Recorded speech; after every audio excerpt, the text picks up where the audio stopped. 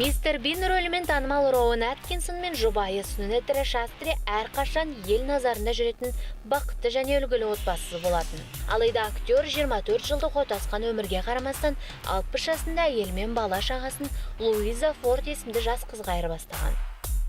Федор Бондарчуктың жұбайы Светланамен ажырасқаны үлкен дауға айналған болатын. 30 жылдық отбасылық өмірден кейін 2016 жылы Федор жұбайын тастап 27 жасар Паулина Андрееваға кетеді. Ал олар 2015 жылдан бастап кездесе бастаған. Ресейдің ең бай адамы болып саналатын Роман Абрамович пен Дарья Жукованың ажырасуы халық арасында үлкен резонанс тудырған болатын. Ал бұл жұптың ажырасуына бір ғана емес бірнеше жас қыз себепкер болған көрінеді. Ресейдің танымал 84 жастағы актері Иван Краско өзінен 60 жасқа кіші қызға үйленген. Некелескен жас жары Наталья Шевель актердің студенті болған екен. 2015 жылы бұл оқиға жыл жаңалығына айналған еді.